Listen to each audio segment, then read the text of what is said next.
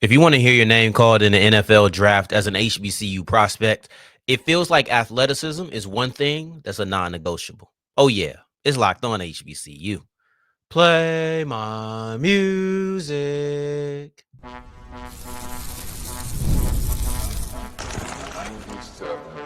You are Locked On HBCU, your daily podcast covering HBCU sports. Part of the Locked On Podcast Network, your team every day. What's going on, family? Welcome back to another episode of the Locked On HBCU podcast, your number one daily one-stop shop for everything HBCU athletics. Monday through Friday, part of the Locked On Podcast Network, your team every day. And now, of course, Sam Darrion Gray, a.k.a. the Mouth of the South, Texas Southern alum and former TSU Herald Sports editor and current contributing writer at USA Today's Saints Wire. Thank you for going on this journey with me. Make it Locked On HBCU your first listen of the day every day. And remember, just because the mic cuts off doesn't mean that the journey is over. Just means it's time to follow me on Twitter at South Exclusives. Starts with an S and ends with an S. Today's episode is brought to you by Monarch Money. Take control of your finances with Monarch Money. Use code LOCKEDONCollege at monarchmoney.com monarchmoney.com for 50% off your first year. We'll wrap up today's episode with a returning head coach to the SWAC, Johnetta, somebody that I am very familiar with. And segment 2, we'll take a look at Patrick Crarey, who is going to Grambling. And in my opinion, that kind of balances the scales in the SWAC coaching landscape. But we kick this whole thing off with the NFL draft. This is going to be a big thing that we're going to continue to push the button for over the course of the next 2 weeks. I don't think that there is a month worth of I'm going to talk about this every single day because we don't have a lot of prospects that are in this conversation. But the few prospects that we have, you got to be an athlete. And I know that sounds like, well, all NFL players are athletes. Yes, but let's use it in the grand scheme of things, right? Like, look at it basketball-wise. A point guard is a tall human being, right? A point guard, objectively speaking, I'll say 9 times out of 10 is a tall human being. But they're not tall in the game of basketball. We would not call them tall. So when I say you must be an athlete, it's not in reference to me. Like, yeah, they're more athletic than me, but when we're talking about their peers, you need to be a really good athlete. You need to have a good athletic profile because this is a late round pick. And what comes with late round picks is a gamble. And as an FCS prospect, I could even widen the scale to that. It does feel like the chances of you getting drafted are growing slimmer and slimmer by the year. So I don't want to hear about a Tariq Cohen, even though he was a great athlete. His athletic profile, he was short. Like, I don't know. The RAS score, relative athletic score, is what we're going to use. Size is a component within that. I know a lot of people don't think about size when talking about athleticism, but I think that athletic profile, probably the way to put it, a good athletic profile is required. That does kind of go into it because if you have poor size, a lot of times that'll cross you off the list. And as a gamble, I think FBS prospects who have decent production, but not a lot of athletic traits, they'll get a gamble because the idea is, okay, your upside might not be that high, but we've seen what your floor is and we're very happy with your floor. So now the opposite of that has to be true for FCS players.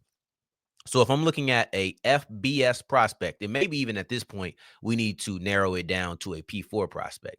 If I'm looking at those kind of guys, NFL teams will say, you don't have the highest upside athletic wise, but you do have good production. You have proven tape against SEC, Big 10, Big 12 types of players. So we'll take that. But if you're an FCS guy, if you're an HBCU guy, you don't have that tape. So an FBS player in the 5th, 6th round, we're talking about high floor, maybe limited ceiling.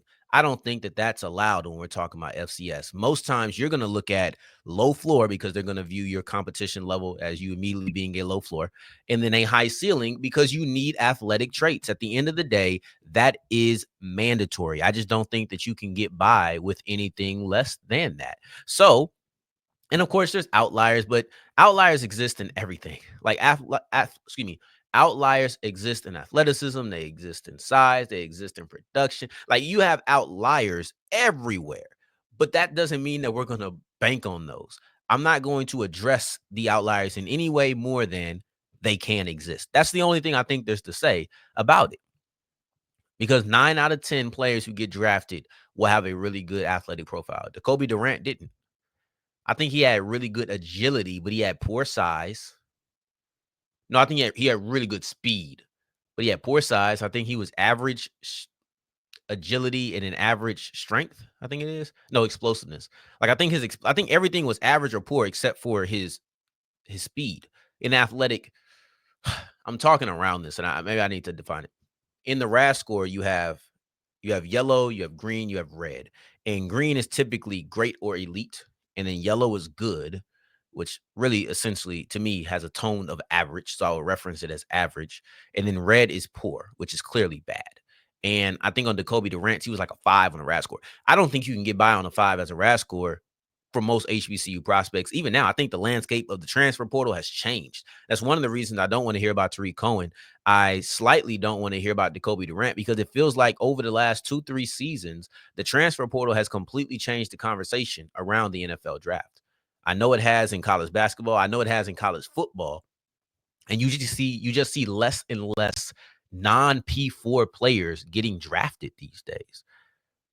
Right? So like just remember what I said about the difference in a late round pick.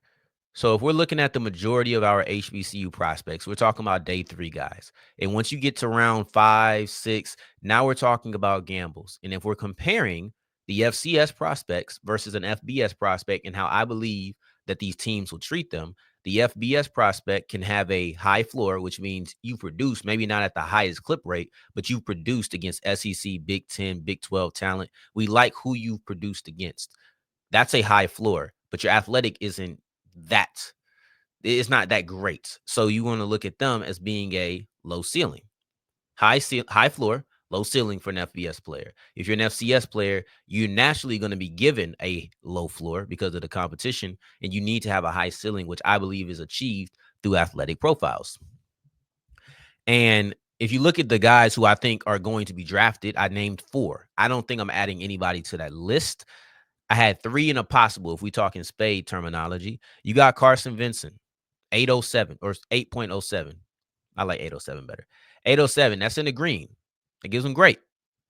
The only thing brought down is the bench and the shuttle. And I think when looking at these RAS scores, you want to look at where they struggle at. Where are they in the red at? Does it matter? For him, the bench does matter. For the shuttle, I don't think so because we know he's an athlete. We've seen it and the other testing supports it. So I don't think it's that big of a deal. But play strength, someone could question. I've seen that be discussed about him before as a knock. The lack of bench reps, someone could bring that back up. Robert McDaniel, 884. I like that. I like that a lot. That's the best RAS score that we've seen. It's best RAS score we will see. But Robert McDaniel had a poor shuttle. Everything else he was great or elite at in every other category. Size, great or elite. Speed, great or elite. Explosiveness, great or elite. Like this was a phenomenal RAS score. And I think that as an athletic profile, there's a reason that you see him rising. There's a reason that you see him on NFL Network having these conversations is because Robert McDaniel is a rising prospect and somebody that they're getting a lot of interest in. And though he generated interest before the HBCU combine, you saw it ratchet up after. I wonder why. He was able to show this athletic profile that he has. He was able to show his explosiveness. And when he goes to Jackson State's pro day, he improves on that. Improves on his broad, improves on his vertical, improves on his 10-yard split. The athletic profile is there with Robert McDaniel. And that's why I think he stands a really good chance of hearing his name called. I didn't have to go through this spiel with Carson Vinson because I think he's obvious. I don't want to say lock because it's always risky saying that in the position that we're in. But I feel confident that that Carson Vinson is going to get drafted. I don't even feel the need to really elaborate on that too much. I think Robert McDaniel is a possible.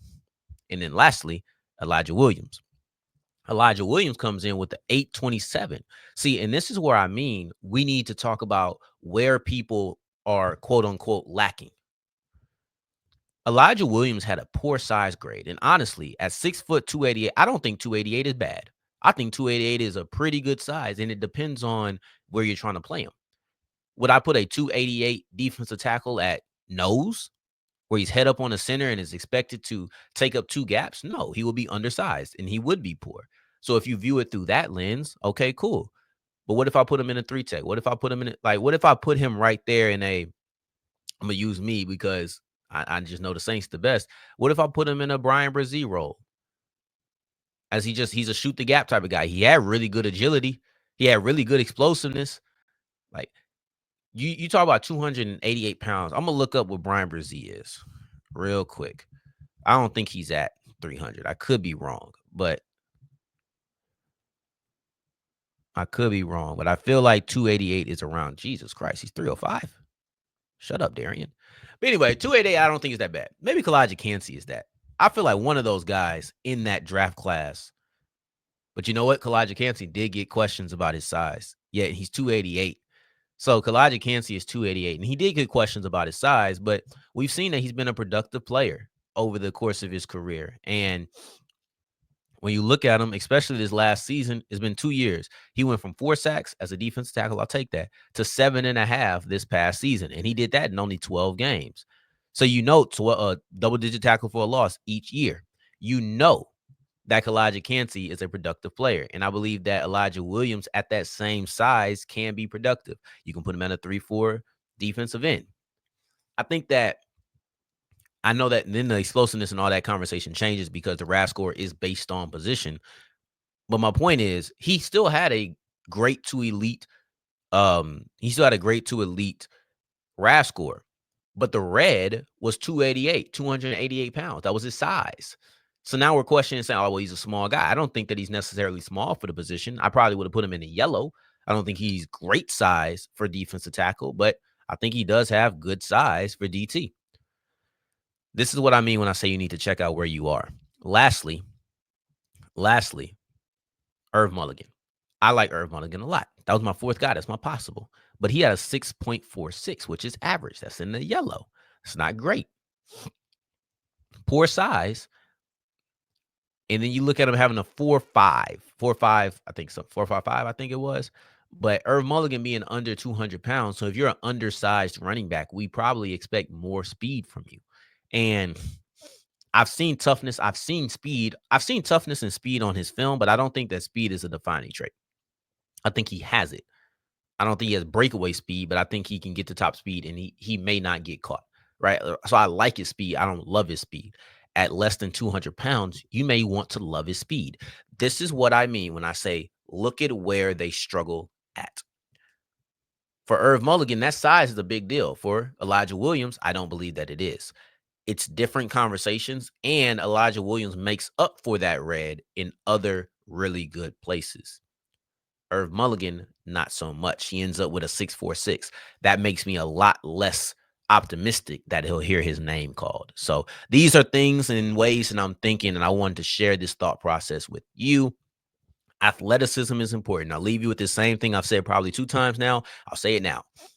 NFL teams are going to look at late day 3 picks, which is where most of our HBCU prospects will get drafted, as gambles. What are they willing to see to make that gamble? For an FBS prospect, you want a high floor, and maybe it's probably going to be a low ceiling because that's the reason you're there. Or you're just a twitchy guy and they love your athletic ceiling.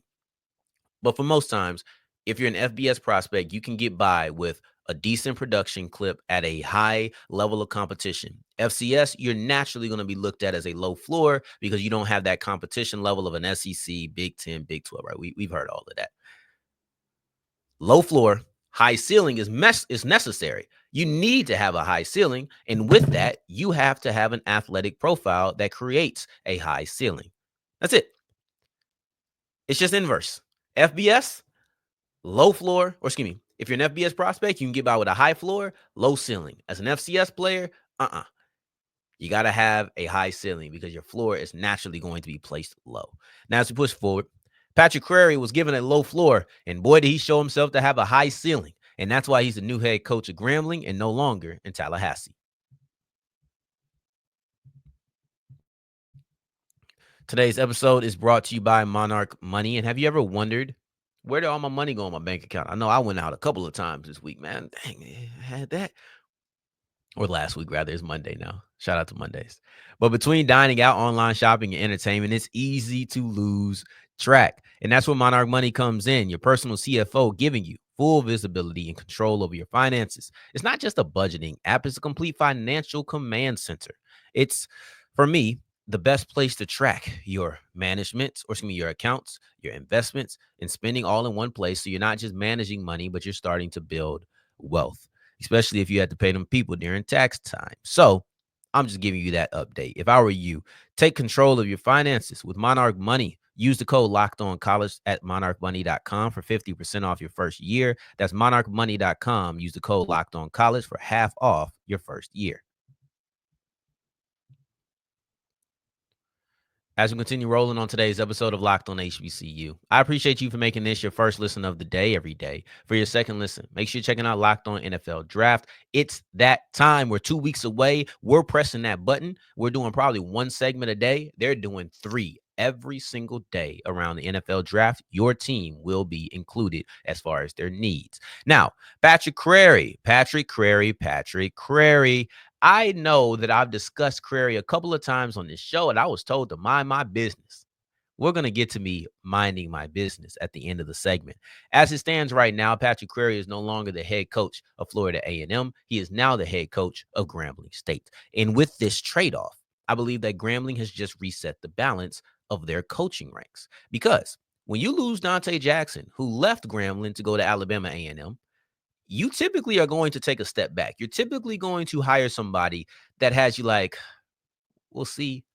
I mean, dang, I wish I had Coach Jackson. I don't think that you get that feeling with Patrick Crarey. You may have people who prefer Jackson over Crarey, but Crarey has been such a phenomenal head coach in his 1 year at FAMU, his NAIA 10-year prior to that, that you feel good. You feel very optimistic, and it's not often that you can lose a coach like Dante Jackson, who has had the success and has led Grambling to the success that he has recently. Go get a new coach and feel just as optimistic going into the next season. It's rare, but this is one of those cases because in the 1 year that he was at FAMU, you saw all of that success that he had at the NAIA level. Yes, that's where most of his accolades will come from, but you saw it transfer in your conference just last year.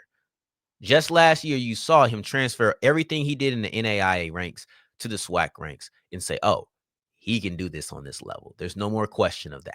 You know, it's almost like the transfer player who goes from the SWAC, goes to the Big Ten and like, oh, no, you're not a product of that other subdivision. You're the truth.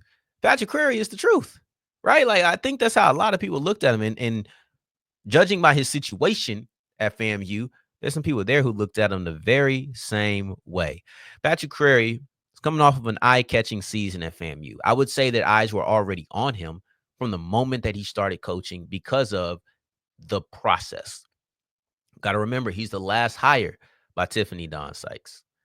And that was a huge blow up. And I think that he caught the aftermath of that more than anybody else. More than anybody else, he was connected to that because James Colsey, you could connect him to Tiffany Dawn Sykes, but at the same time, it's more like she was going to go in a different direction. So it's not a real, to me, it's not a real connection. It's not a real connection between Colsey and Sykes. To me, I think Crarey, who was her last hire and he stayed around, that was a true connection. And I think that he got a lot of the stain. People felt a certain way about her, so now they feel a way about him. That's what I really do believe. And I think that mentality costs FAMU in the long run because now you're losing a great coach. You're losing a great coach, somebody who brought you to high heights in his first season, heights you hadn't seen in a long time, about a decade and a half. Grambling gets him, though. Grambling gets him. And what's interesting is he details himself as a builder, which is funny to me because that's the same thing that Dante Jackson kind of said, but which isn't rare. Like a lot of coaches view themselves as builders, but I just thought using that terminology was interesting to me. But he said, as a builder, I lay the foundation, the new one myself. I'm about relationships, then championships to enhance the brand of Grambling and to win at the highest levels. I've seen you. You are a proven leader in my book. In my book, Patrick Crarey is a proven leader because I saw him do it at FAMU, and I feel like he did it in not the best circumstances. So that tells me about his mental ability as well, because he had to juggle a lot there. Let's get to it. Let's not tiptoe around it. He says this move was about winning within an organization that believed in my capabilities from day one. Come on now. Like, there's more to the quote, but let's back it up. This move was about winning within an organization that believed in my capabilities from day one. Today starts our new journey together. What you believe about yourself, others will believe about you too. I'm not here to say that he's just going to take mad shots at FAMU, or that he hates FAMU, or that anybody in that in that program was bad to him. I'm not here to do all of that. But I do believe the way that Crarey and FAMU's relationship started post Sykes, because I started originally, it was great. You came and got this coach from the NAIA level, gave him a contract, gave him a pay raise, cool. But then once Timothy Don Sykes left, it was a different conversation. And I feel like from that moment, it was a fracture. And fractures can be repaired, right? It's not as if all fractures are indefinite, but there's certain fractures that can and can't be repaired. For FAMU, the repair was simply Crarey winning. That's all you needed to do. If Crarey won games, which he did, FAMU would believe in him, which they did, and they offered him a contract before the season was over. When I discussed how I would handle that contract, I was told to stay out of FAMU business. I was told that I'm an outsider and have no idea what's going on. I was told that he couldn't have felt disrespected. I was told that Patrick Crarey couldn't. I was told that I couldn't imagine how Patrick Crarey felt. Oh, that was the craziest thing ever. But I feel vindicated. Not that I needed. I knew he could feel disrespected. I felt that he did, from things I saw, from things I heard. But I'm just a guy who went to Texas Southern University. So let me mind my TSU business. Let me say this. There was a clear, ugly start to that relationship. Crarey did his part to mend it for FAMU. I guess FAMU never did their part to mend it for Patrick Crarey. All he had to do was win it. They were like, oh, yeah, see, now we believe in you. Should have believed from day one. And his sentiment here that this was about winning within an organization that believed in his capabilities from day one tells me it was going to be very difficult, if not impossible, to ever fix that fracture. And when another opportunity came around, he was more than likely going to take it. It just so happened to be after this year. Now, what does FAMU do? FAMU has an ugly reputation. I don't know. When I talk about this being a balance, it's about Grambling.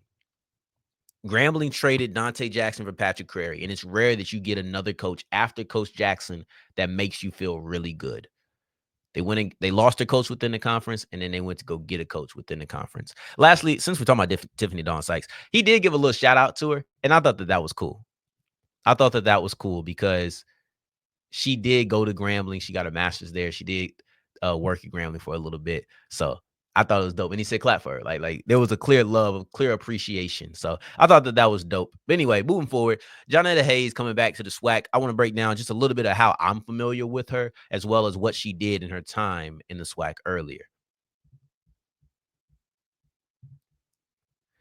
Get the supplies you need from the site made for skilled traders, Supply House. Whether you're in the plumbing, HVAC, or electrical work, Supply House is the reliable way to order products online.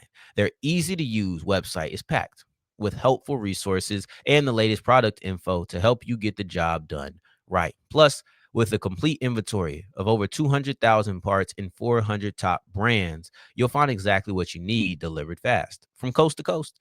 And if you need help to order, Supply House offers expert support and industry-leading service. So you don't even have to worry about talking to that automated service. You get a real person. And I know that you love that if you're anything like me. If I were you, I would join the Trade Master program today at supplyhouse.com/TM and start ordering plumbing, HVAC, electrical work, and more electrical supplies and more with just a few clicks. Plus, use the code SH5 for 5% off your first order.